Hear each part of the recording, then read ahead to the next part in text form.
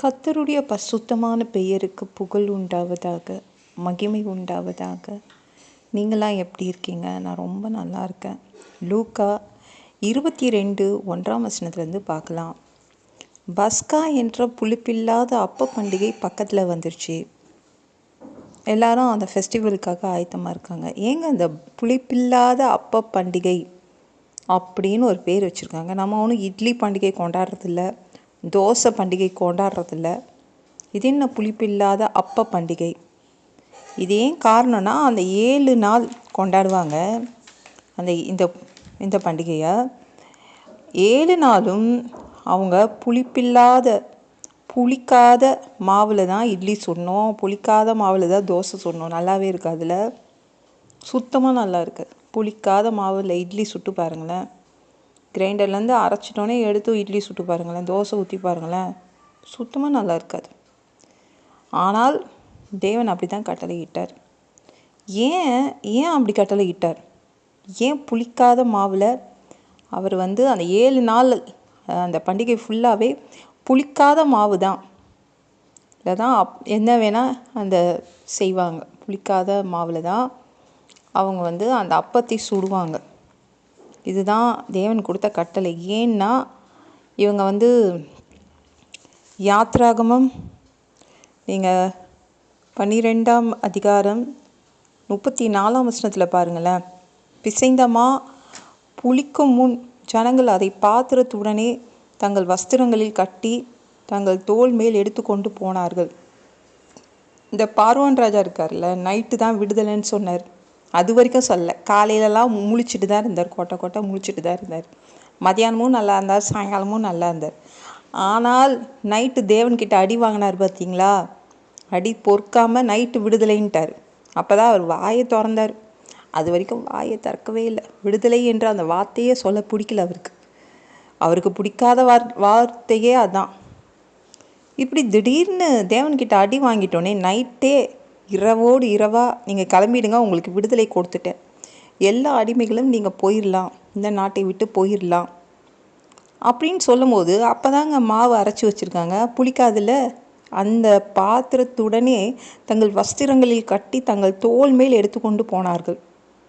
அவங்க ட்ரெஸ்லேயே அதை கட்டி வச்சுட்டாங்களாம். பாத்திரத்தை தோள் மேலே போட்டுட்டு எடுத்துகிட்டு போனாங்களாம். அப்போ மாவு புளிக்கலை. ஆனால் தான் இந்த பண்டிகையின் பேர் புளிப்பில்லா அப்ப பண்டிகை. நீங்கள் ஞாபகம் வச்சுக்கணும், உங்களுக்கு விடுதலை கிடைத்த அந்த நாளில் என்னென்ன நடந்துச்சு, இதெல்லாம் நீங்கள் ஞாபகம் வச்சுக்கணுன்னுக்காக தான் தேவன் இதற்கு பஸ்கா இல்லைனா புளிப்பில்லாத அப்ப பண்டிகைன்னு பேர் வச்சார். நீங்கள் யாத்ராகமம் 12:20 எடுத்து படித்து பாருங்களேன். புளிப்பிடப்பட்ட யாதொன்றையும் நீங்கள் புசிக்க வேண்டாம், யாரும் சாப்பிடக்கூடாது அப்படின்னு தேவன் ஆர்டர் போட்டார். ஏன்னா மனிதர்கள் இருக்காங்களே, எல்லாத்தையும் மறந்துடுவாங்கங்க. நீங்கள் எவ்வளோ நல்லது செய்தாலும் மறந்துடுவாங்க. தேவன் இதை ஞாபகம் வச்சுக்கணும், நான் விடுதலை பண்ணேன் உங்களை, அதை நீங்கள் ஞாபகம் வச்சுக்கணுன்னு தான் தேவன் புளிப்பில்லாத அப்ப பண்டிகைன்னு கொண்டாட சொன்னார். அந்த அந்த பண்டிகை ரொம்ப பக்கத்தில் வந்துச்சு. பிரதான ஆசாரியர் வேத பாரகர் என்ன பண்ணாங்கன்னா, கொலை செய்திடலாம் அப்படின்னு யோசிக்க தான் செய்தாங்க. ஆனால் ஜனங்களுக்கு பயந்ததுனால அவங்க அமைதியாக இருந்துட்டாங்க. நம்ம வேறு மாதிரி தான் செய்யணும், இது ஜனங்கள் நம்மளை உண்டிலன்னு பண்ணிடுவாங்கன்னு விட்டுட்டாங்க. நீங்கள் இந்த 12 சீடர்களில் ஒருத்தன் தான் ஸ்காரியோத். அவன் இன்னொரு பேர் யூதாஸோடைய இன்னொரு பேர் தான் ஸ்காரியோத். அவனுக்குள்ளே சாத்தான் புகுந்துட்டான். பேய் பிடிச்சிருக்கு தான் சொல்லுவோம், ஆனால் இவனுக்குள் சாத்தான் உள்ளேயே புகுந்துட்டான். அதனால் அவன் பிரதான ஆசாரியன்கிட்ட போயிட்டான். ஏசு கூட இருந்தவன் சாத்தான் உள்ளே புகுந்துட்டோன்னே ஆப்போசிட் சைடுக்கு போயிட்டான்.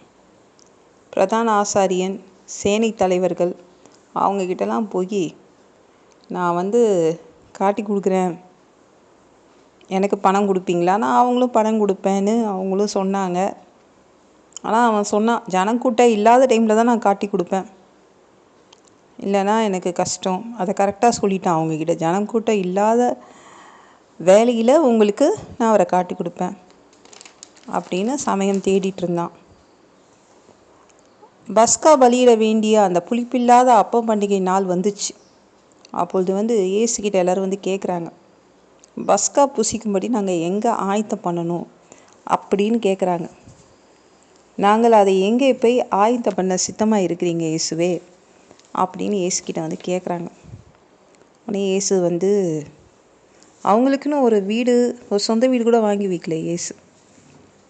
அவர் அவ்வளோ 3.5 வருஷம் அவர் ஊழியம் செய்தார். எதுவுமே ஒரு தேவாலயம், ஒரு ஜப ஆலயமும் கட்டலை. இந்த மாதிரி தங்குறதுக்கு போகிற இடம்லாம் ஒரு வீடும் கட்டி வைக்கல. உடனே இந்த பஸ்கா பண்டிகை கொண்டாடுற மாதிரி வீடு வேணும்ல. அப்படி கேட்கும்போது அவர் சொன்னார், இயேசு, நீங்கள் போய் இந்த நகரத்துக்குள்ளே நீங்கள் போங்க. நீங்கள் நகரத்துக்குள்ளே போனீங்கன்னா குடத்துல தண்ணி எடுத்துக்கிட்டு ஒருத்தன் வருவான். அவன் பின்னாடி போயிட்டே இருங்க, அவ்வளோதான். அவன் எந்த வீட்டுக்குள்ளே போகிறானோ அந்த வீட்டு எஜமானை பார்த்து கேளுங்க. ஏசு கேட்டார், பஸ்கா புசிக்கிறதுக்கு தகுதியான இடம் எங்கேன்னு ஏசு கேட்டார்னு கேளுங்க. அவன் கம்பளம் முதலானவைகள் விரித்திருந்த மேல் வீட்டை உங்களுக்காக ஒரு பெரிய அறையை காட்டுவான். அதில் ரெடி பண்ணுங்க அப்படின்னு சொன்னாங்க.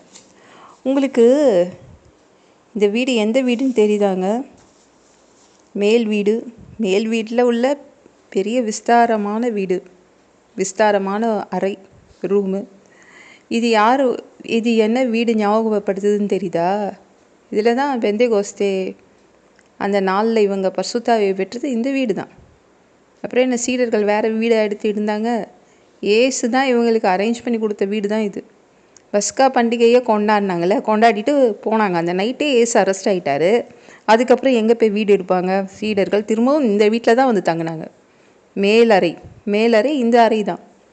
ஏசு பாருங்களேன், போகிறதுக்கு முன்னாடி சீடர்களுக்கு இந்த மேல் வீடை ரெடி பண்ணி கொடுத்துருக்காரு. இதில் தான் பஸ்கா பண்டிகை கொண்டாடினாங்க.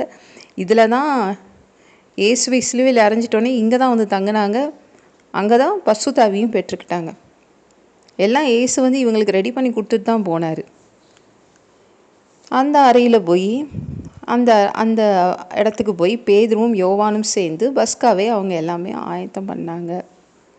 மற்றதை நாளைக்கு பார்க்கலாம். இந்த வீடியோ பிடிச்சிருந்துச்சுன்னா மற்றவங்களுக்கு ஷேர் பண்ண மறக்காதீங்க. கர்த்தர் தாமே உங்களை ஆசீர்வதிப்பாராக.